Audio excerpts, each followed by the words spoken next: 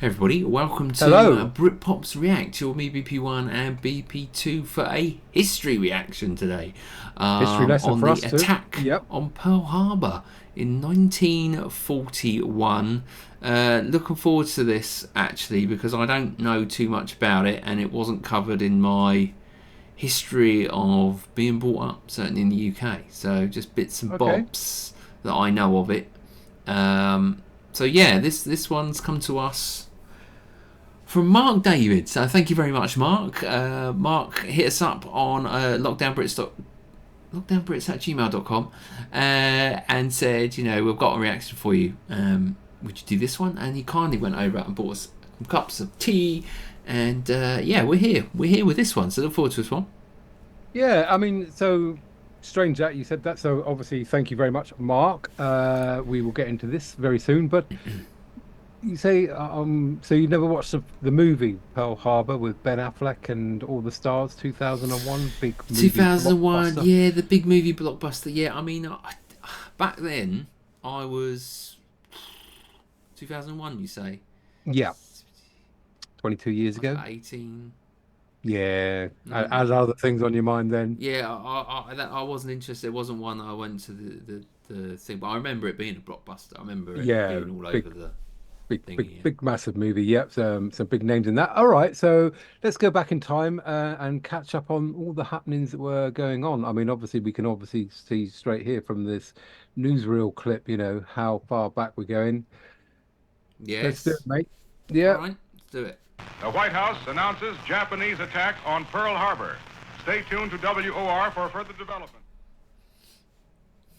1941, Japan situation. America and other nations have imposed an oil embargo on Japan, which means Japan cannot continue their conquests. No problem, Japan would just get the oil it needs from the Dutch Indies. Their underfunded and undergunned fleet will pose no threat to the Imperial Japanese Navy. And if their ally, Great Britain, joins the conflict, well, Japan will fight them too. Both nations are too occupied with the European war anyways. So, through their new conquests, Japan's demand for resources shall be met. However, geography has cursed them. Look at what lays beside their vital supply lines. The Philippines, a US territory. Although America is not officially allied with the British and the Dutch, they are on friendly terms. Japan cannot afford the risk of the US entering the war while they are in the midst of their campaign.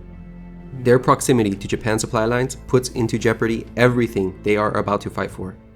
Basically, the Americans would be holding a dagger to Japan's throat the entire time they conduct their campaign, ready to commence hostilities at a moment's notice. Thus, they come to the conclusion that they must take out the Americans as well. This calls not only for an invasion of the Philippines, but also a preemptive strike on the powerful American fleet at Pearl Harbor.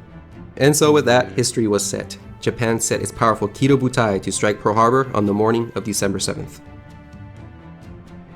Now, the goal of the raids was as follows. 1. Sink a battleship. This was for propaganda purposes. Japan reasoned that if America saw their beloved battleships, symbols of their naval power, destroyed, their will to wage war against Japan would be shattered as well. 2. Immobilize the fleet for 6 months. No. The Japanese estimated that they needed 6 months to do all their conquests. Then they would be on the defensive and await the American counterattacks and wear them down, culminating in a decisive naval clash. So note, the Japanese knew they could not win a long-term war with America, so Japanese strategy revolved on them waging a short-term war. This was why attacking the fuel tanks or naval facilities at Pearl Harbor was not even considered in the planning phase. It was irrelevant to the 6-month goal. At Pearl Harbor were some 80 ships. There were 8 battleships, 80 ships. 7 of them in battleship role and 1 in dry dock. 8 cruisers were at Pearl Harbor, 4 of which were accessible to torpedoes, and dozens of destroyers and auxiliaries were docked elsewhere. Unfortunately for the Japanese, the 3 American carriers were all at sea and not in port that fateful day. The attack on Pearl Harbor would be carried out by 6 fleet carriers and its strike force of 350 planes. Their crews had endured 10 months of training for this attack. In addition, 5 midget submarines would be tasked with penetrating the harbor and attacking in conjunction with the main airstrike. The attack would be composed of 2 waves. During the first wave, Lieutenant Fuchida commanded a strike against the ships in the harbor. The key to the first wave was the 50 level bombers and 40 torpedo bombers, also known as Kates. Their torpedoes had been modified with wooden fins so that they could be effective in the shallow waters of Pearl Harbor. Their priority targets were the battleships and carriers at port. The first wave of 183 aircraft was launched at 6 a.m. The strike force approached Oahu, and soon the formation separated into groups to attack their assigned airfields and targets. The sky was completely clear of American fighters. The Japanese had achieved complete surprise. Wow. Yeah. The dive bombers beat the torpedo bombers to Pearl Harbor, the first bombs hitting the southern tip of Ford Island minutes before even the first torpedo had been launched. Planes from Hiru and Soryu approached at 7:55. They were disappointed to discover that their targets, the carriers, were not in port that day. Lieutenant Nagai, leader of Soryu's air group, realized there were no potential targets, so he and his wingman pulled off. However, the remaining 6 attacked. They probably mistook the old decommissioned battleship, the USS Utah, as a capital ship, and they fired upon her. 2 torpedoes slammed into her before 8 a.m. The rest missed. One missed so badly that the USS Raleigh was hit. The Utah capsized at 8:12. The Raleigh almost suffered a similar fate, but prompt damage control prevented her from capsizing.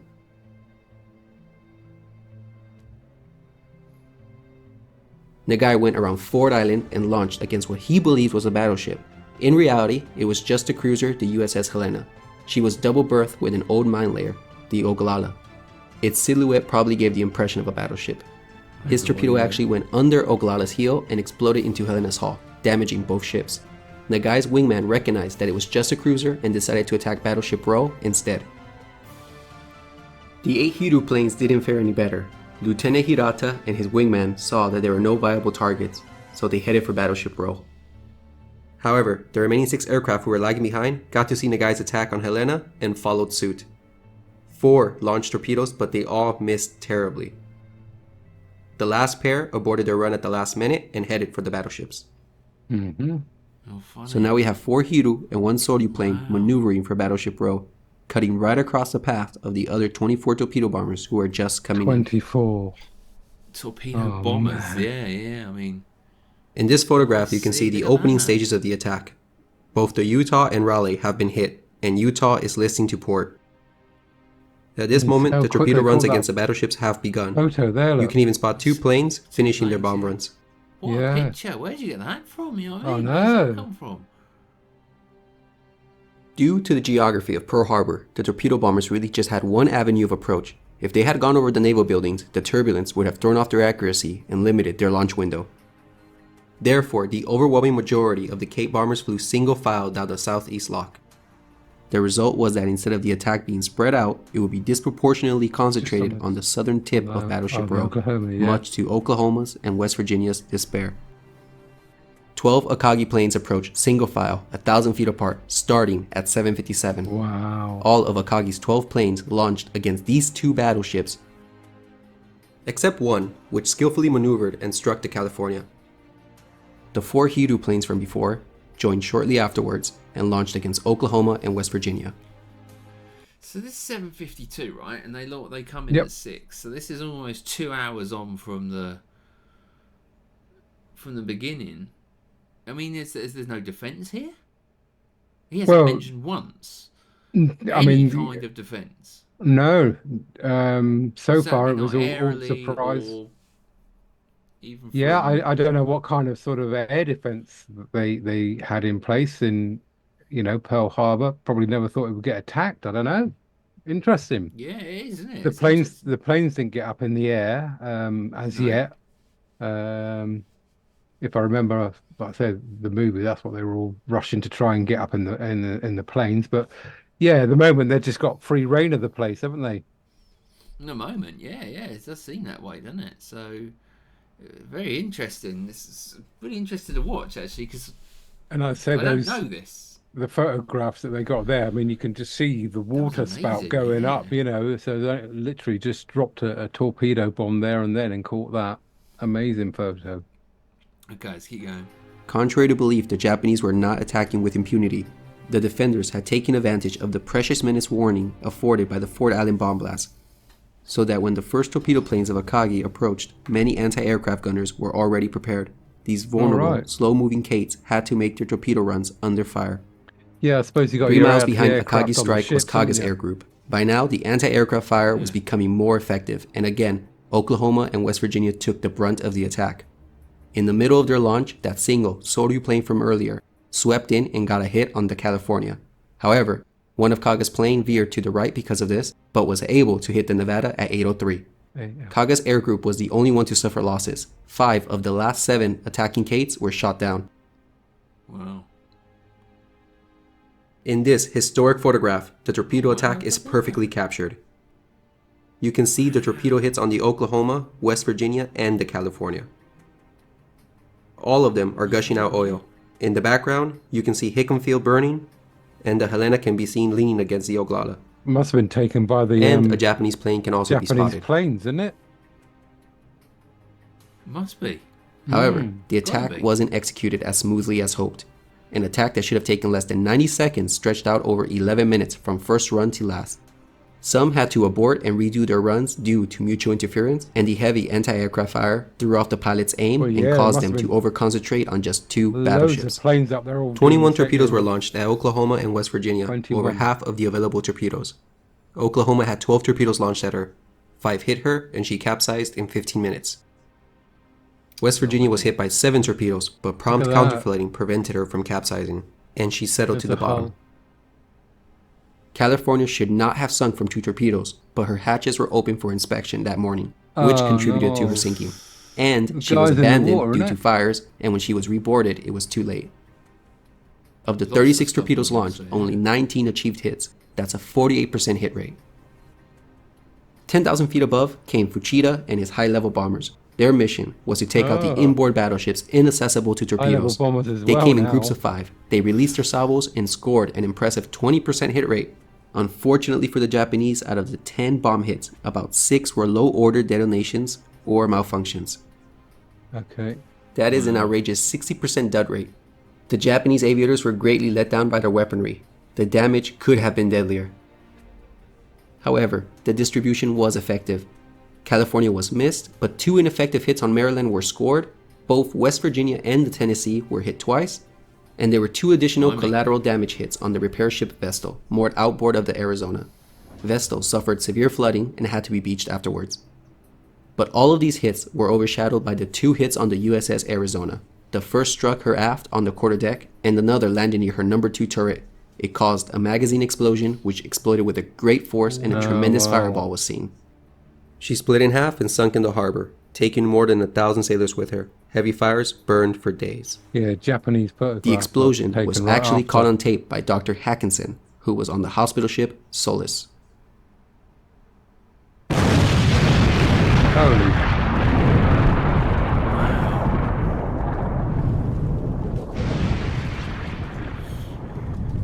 Goodness me. Wow. Wow, 1,107 down with Arizona. Came from that ship alone. Awful, man. All on board. Nevada was yeah. the only battleship not suffering heavy damage and capable of getting underway. She did so at 8:40 with the intention of heading out of the channel. Now, one of the mini-subs actually did make it into the harbor. The other 4 were unsuccessful. At 8:36, the sea tender, the USS Curtis, spotted a sub. The submarine fired at Curtis but missed. In return, the submarine was hit by a 5-inch shell. The destroyer Monaghan, which happened to be getting underway at this moment, saw the sub and approached with the intent to ram her. The sub turned and fired its last torpedo, which missed the destroyer. At 8:40, the sub was rammed and depth charged. She sunk with both crew members killed. Both crew members just 167 planes Yeah, just formed the mini attack subs, of the weren't they? second wave, of Right. which 78 were dive bombers allocated to go against warships. Much was expected from these skilled pilots. However, their performance Dive bombers. was disappointing. First, take a moment to see what they were up against. By now, the Look at anti-aircraft that. defenses were That's up the and ready aircraft. to greet the dive bombers. Couple this with the fact that there was a 70 to 90% low overcast, their accuracy was destined Right. to be off. But most importantly, these pilots were Wow. guilty of poor target selection. This was their priority list. These dive bombers with their Yeah, general purpose prize bombs ones, were yeah. well suited for attacking the 8 cruisers left in Pearl Harbor. But during the attack, about roughly 30 attacked battleships, only 17 went for cruisers, 16 attacked destroyers, and 12 attacked auxiliaries. The attack began at 8:54. The USS Nevada was caught in its escape during the second wave. The prospect of sinking the ship in the channel and thus blocking access to Pearl Harbor was a very, very improbable outcome.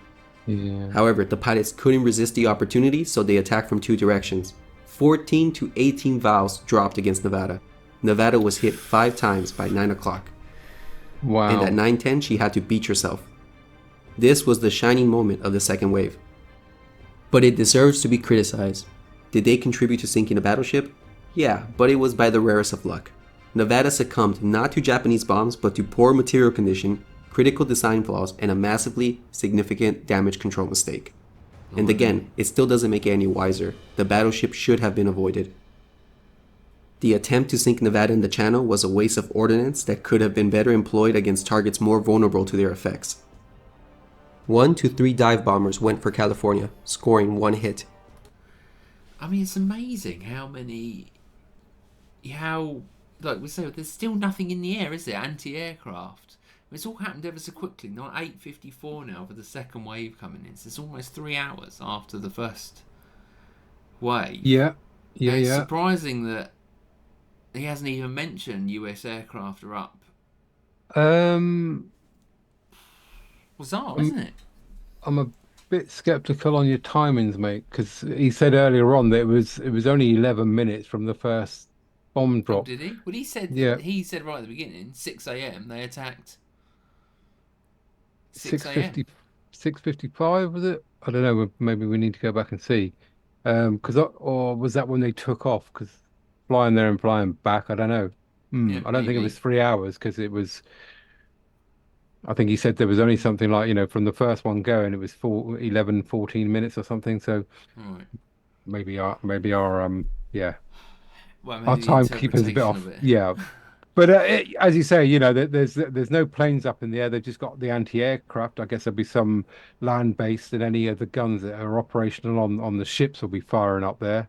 But crikey, yeah. And I mean, like I say, they planned well, went in with the first wave, then the bombers come in, then you got the subs going in there to mop anything up, although they weren't very successful, and then the dive bombers coming in again, so relentless, really. Yeah, horrendous and relentless. So, Unrelentless, yeah. All right, let's keep going. The USS Pennsylvania, the fleet's flagship, the only battleship in dock, was also poorly selected. 9 bombers went after her. She suffered only a single hit at 9:06. The real victims, though, were the 2 destroyers ahead of her, which received collateral damage. 2 hit the Cassin and 1 hit the Downs, heavily damaging both.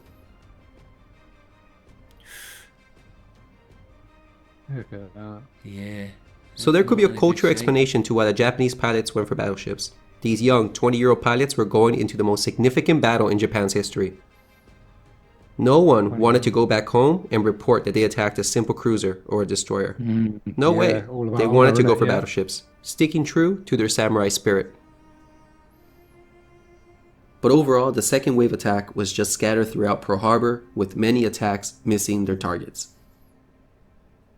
A puzzling target selection was the destroyer USS Shaw, which was targeted by as many as 15 bombers. Wow. 3 bombs hit her, one of which unleashed a tremendous fireball.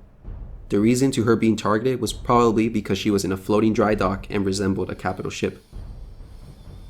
On the west side, the Curtis, a sea tender, was inexplicably targeted. A damaged valve committed a suicide dive and crashed into her, and minutes later she was hit by a bomb. And lastly, the only hit on a top priority target was on the Raleigh. As many as 5 dive bombers went for her, still listing from that torpedo hit. She was hit once at 9:08.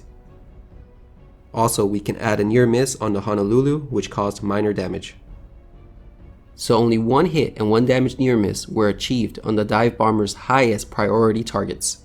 Against the 55% accuracy rate achieved during their training, the pilots got only 15 hits. That's a rather disappointing 19% hit rate. It was a poor performance of the second wave. It contributed nothing substantial to the fleet in Pearl Harbor. Also, as in the case of the armor-piercing bombs, the general-purpose bombs were deficient. But the second wave had the opportunity to be more damaging. Take for example the Phoenix here, a modern cruiser which was completely ignored by the second wave, not to mention the first wave of torpedo bombers. She was a suitable target. But even more telling was the fact that the naval yard was basically ignored. 4 modern 10-ton cruisers were tied up here, all of them packed so closely together. One could hardly have missed anything of value had the attack been concentrated here. On top of this, these ships were in a very vulnerable position. Flammable materials were scattered throughout, hatches were open, fireman systems might have been isolated. A bomb hit here would have caused a tremendous fire and been particularly devastating. And there was no smoke around this area at all. The Japanese missed a chance to deliver a more effective blow. Only about 10 dive bombers attacked this area, and as previously mentioned, only a damaged near miss caused any damage whatsoever. By 9:30, the attack was over. The attack left behind 2,335 people dead and another 1,178 wounded. Civilian casualties totaled 103, including 68 dead. Right. 5 battleships have been sunk, but only 2 were permanent losses, the Arizona and the Oklahoma. The rest were repaired and served before the war's end. The other 3 battleships at Pearl Harbor suffered light damage. However, this attack didn't really cripple the Pacific Fleet. Soon the Japanese would realize that it wasn't these old, obsolete battleships that posed the real danger to them. It was the carriers that they had missed. They would soon feel their vengeance half a year later. To the list we can add a target ship and a mine layer, and the repair ship Vestal, which was beached. There was heavy to moderate damage to 3 destroyers, 2 light cruisers, and a sea tender. And there was light damage to a light cruiser. The Japanese also achieved great success on their strikes on the airfield spread out on Oahu.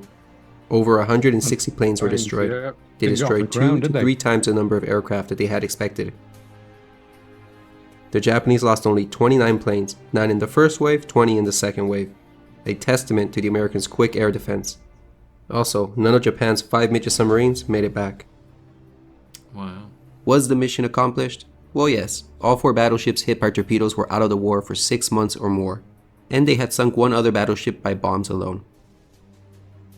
And with that, the Kido Butai sailed back home, unscathed. World War II had just started for America, and the sneak attack left behind a temporary shocked nation, but a nation that afterwards would be resolved to finish the war with nothing less than a total victory on their side. The Japanese had awoken a sleeping giant. Yeah, prodded the bear there, though, didn't they, with that Yes. attack? Yes. It'd be good to follow up with that. Follow up the story. Yeah. You know, I'm learning more about history in my later life than I didn't really care for much of it when I was young. I think you appreciate it more as you get older, don't you? So. Yes. I mean, he briefly mentioned it there.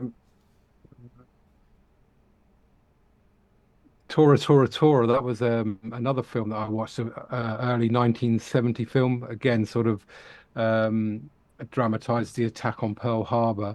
And as you say, you know, to the Japanese side, you know, it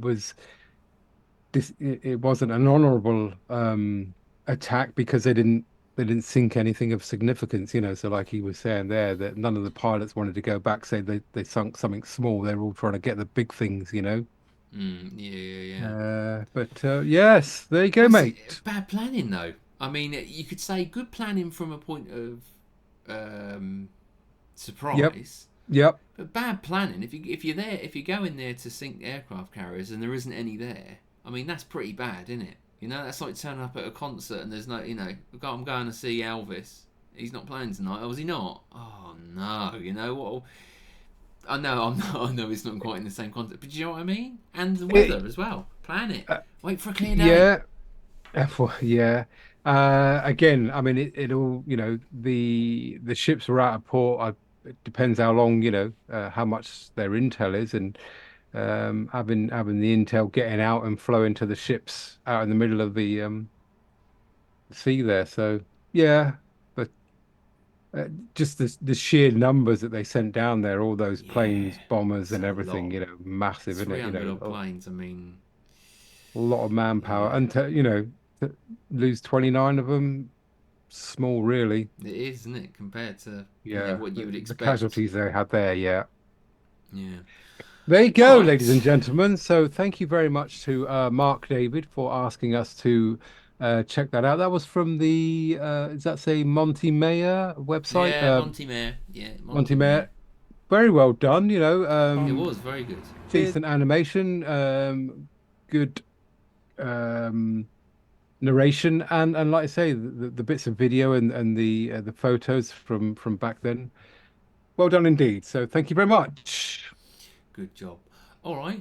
Thanks, Mark, for that. Another history lesson. Another bit that's in my brain. Cheers. Ready to know Yes. as I get older.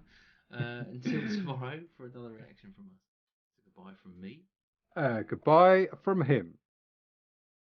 Toodaloo. They're on out.